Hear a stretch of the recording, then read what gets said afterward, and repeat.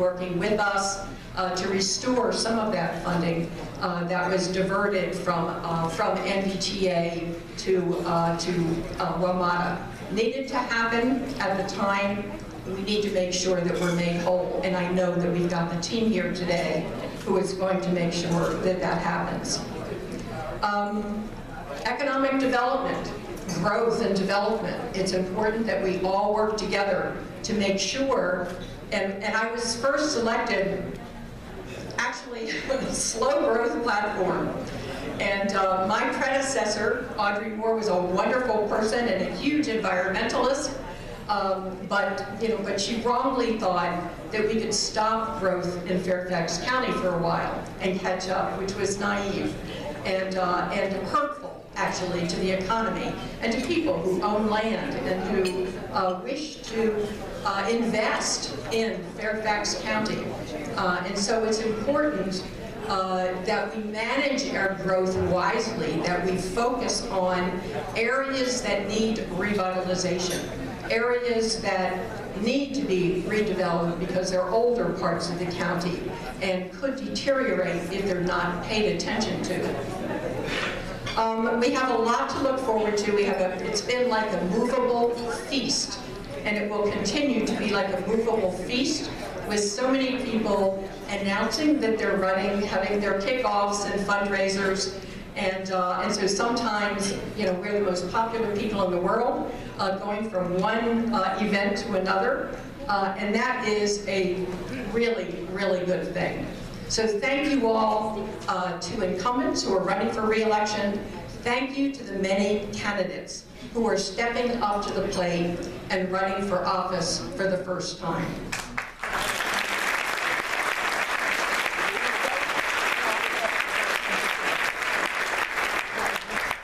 It is my pleasure to introduce our next speaker, and actually our keynote speaker. And I've been spending a lot of time, it seems like I'm always spending a lot of time with Lieutenant Governor Justin Fairfax. He is everywhere. He is tireless and has invested his personal time into Fairfax County. He is a homegrown person in every sense of the way. And I love to hear Justin Fairfax's story, because it really is so much of the story of the United States, of Virginia, and of Fairfax. The name Justin Fairfax is not an accident. It is not an accident, and I learned a lot more about Justin's heritage when we celebrated last year Fairfax County's 275th anniversary of becoming a county.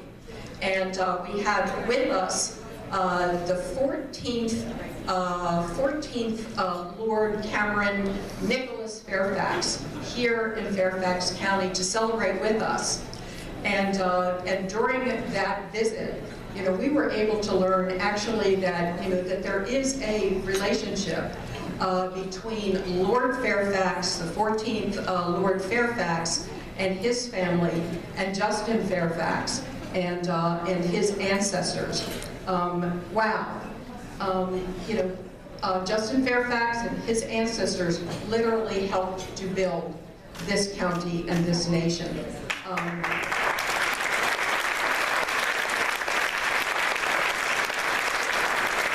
Justin's great, I've got that right, grandfather, Simon, was a freed slave, became a freed slave, and what a fantastic heritage to be able to tell. So thank you so much, Justin. You've done a fantastic job as Lieutenant Governor, and you've been so supportive of all of us. And with that, I am going to turn the mic over to Lieutenant Governor Justin Fairfax.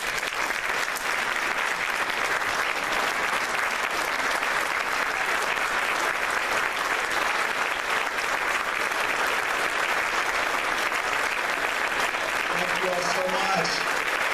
Thank you, Fairfax County Democrats. How are you feeling? Are you ready to win some elections in 2019? I am so honored. Please have a seat. Eileen, I'm so honored and excited to be here with all of our friends, the people who have made change possible, not only in this county and in this Commonwealth, but also around this nation. It's the people here in this room and those who have supported all of the work that we have done together, who have made a difference at one of the most critical moments in American history.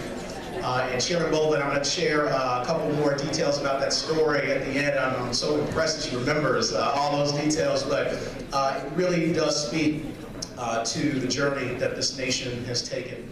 And the fact that we all have different versions of the same story. We're one family, we have built a nation, and now we are rebirthing what it means to be American. We are changing the page on what Donald Trump has tried to do to this country. And I'm so proud that when this year we will commemorate 400 years of the continuous functioning of the Virginia General Assembly, starting in 1619. We will also commemorate 400 years since the first enslaved Africans were brought to Jamestown, Virginia in 1619. And if you think about that moment, we exist at a crossroads in history. And how we have now taken up the mantle and answered that call of history. They say that life is 10% what happens to you and 90% how you respond. I think the same is true in politics. In 2016, we had a choice after that election about how we would respond. In so many ways, it felt like the lights had gone out in America. We felt darkness come over this country.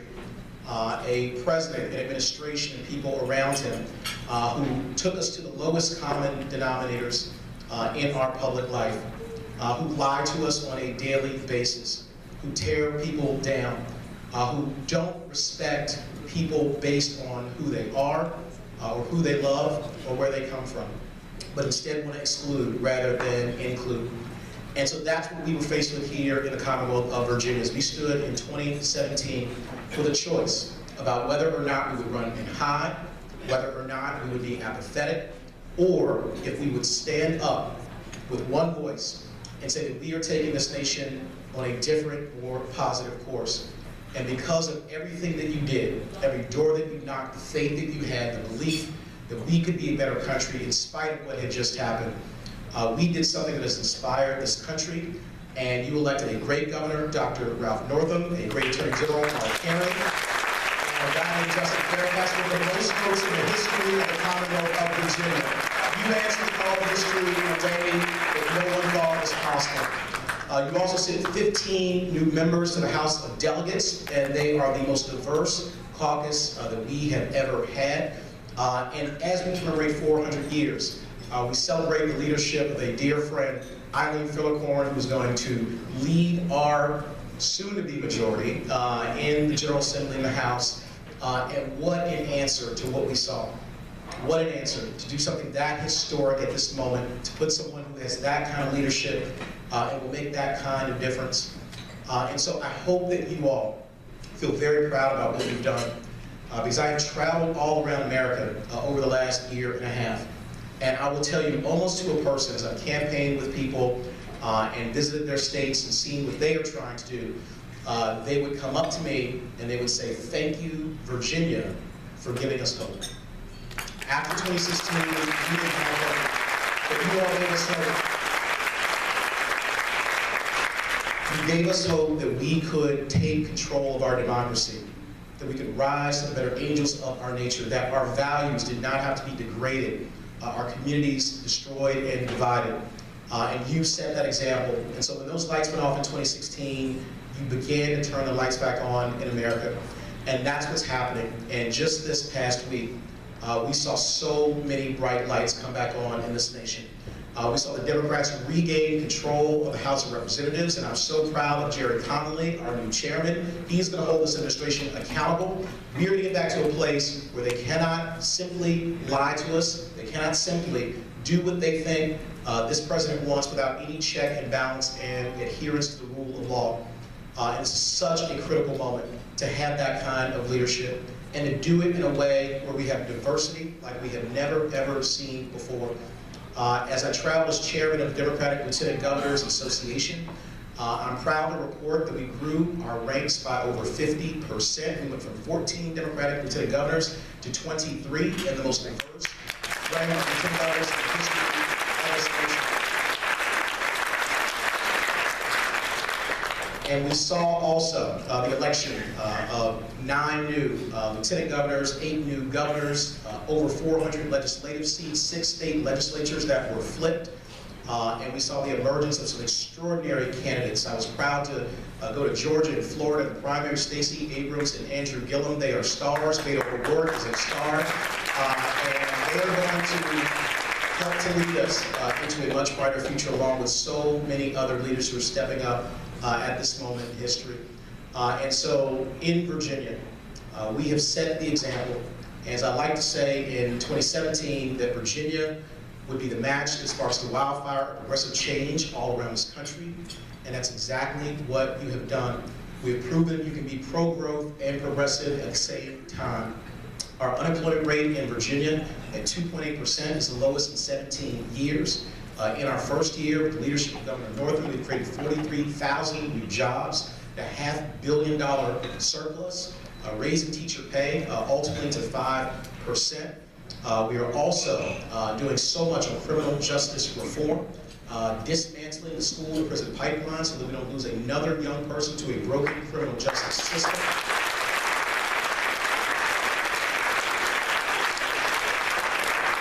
And in this session, we are going to make great strides around gun violence prevention to make sure that we don't lose any more of our family members, of our neighbors, those we love, and even people we don't know, to senseless gun violence, which has plagued this nation for far too long.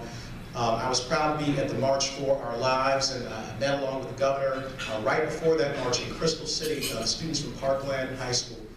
And it was one of the most moving experiences I have ever had, because these young people, despite the tragedy that they had just experienced and their families were still processing, they had a look in their eye that was not resignation, it was not simply sadness, but it was determination. It was a resolve that this will not happen again. This will not define us as a nation or this generation. And once again, Virginia is taking the lead to show that we can make progress on an issue that is fundamental to the existence of our communities and of our families. So on every score, on the economy, on civil rights, on voting rights, on protecting women's rights. And by the way, Senator Big Saslaw, who is a great leader, he put in the resolution for the ERA. We're going to get that done, and I want to make sure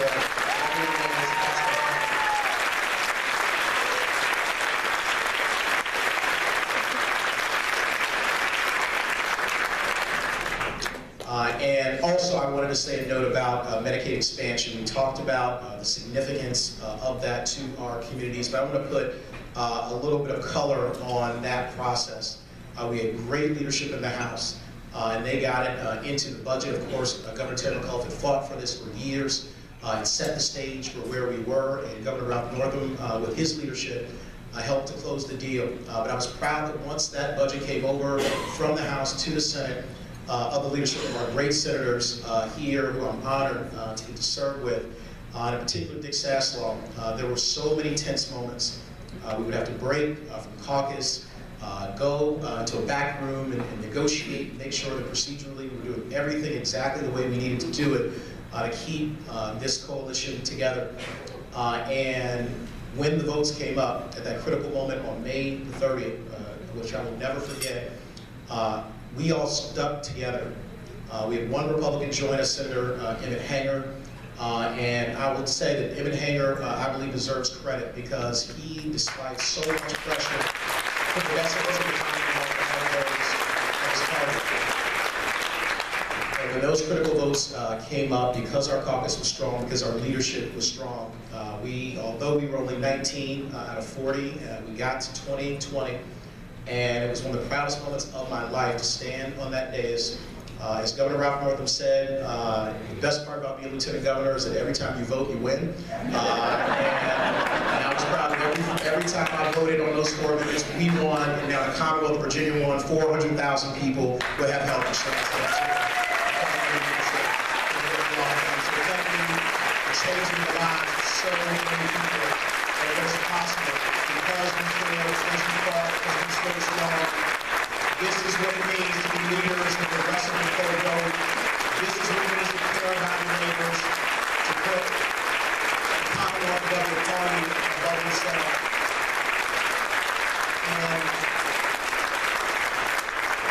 And I also want to share one other backstory that really hasn't been told about that process. As many of you know, early on in the session, it came to my attention that there were Republican senators who wanted to honor Confederate generals in the Senate of Virginia.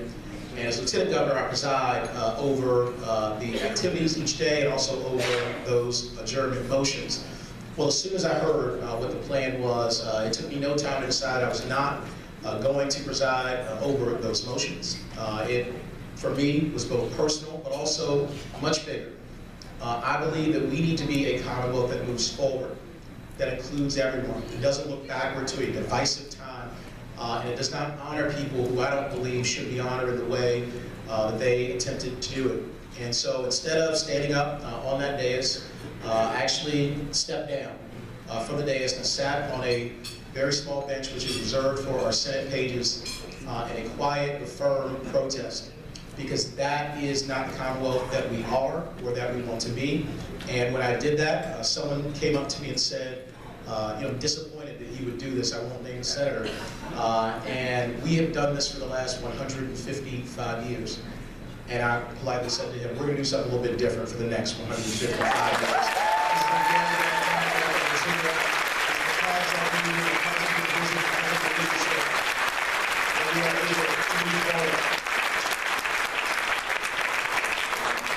And one footnote, though, about leadership and why this is so important to, even when we disagree, to not be disagreeable.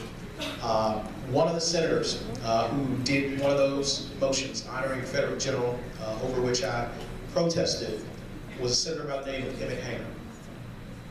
And despite that, and he and I talked about it afterwards, we continued to develop a friendship. Senator Saslaw was instrumental in making sure that even though those things occurred early in the session, we stayed together. He has a great relationship with Emmett Hanger. And so I'm proud to say that despite a difference on something I think is fundamental when it comes to our values, we still were able to put those differences aside and to keep that relationship strong enough that he would come over from his caucus to give 400,000 people health care. We are setting an example of leadership in the Commonwealth of Virginia that they need to follow in DC, they need to follow around the country. And so I want you to know that we're going to continue to rise to our highest ideals and to our highest values. We're not going to go down into the gutter despite what others may attempt to do. We're going to set that bright light, that bright example of leadership in Virginia that will shine all around this country and all around the world. And I want to conclude where we started.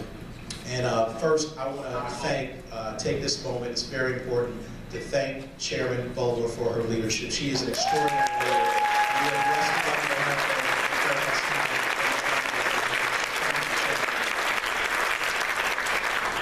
County. But Chairman shared that part of our story.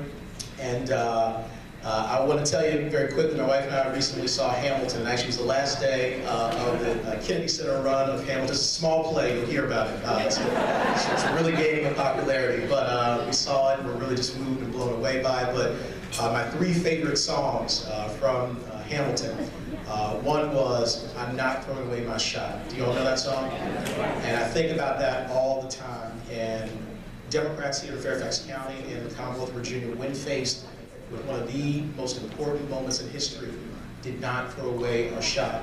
And we should always be proud of how we answered that call of history. The other song that I love is In the Room Where It Happened. And this is the room where it happened. I remember being here in 2017, again, when we had that moment, that test, that history will write books about it, and how we responded, all of us in the room where it happened. And then the other song, again, that probably moved me to tears. I won't say it moved my wife to tears because she'd get mad at me if I said that, but we both were incredibly moved when we heard the song, Who Will Tell Our Story? who will tell our story. And I think that's exactly the song that defines where we have been and where we are. We decided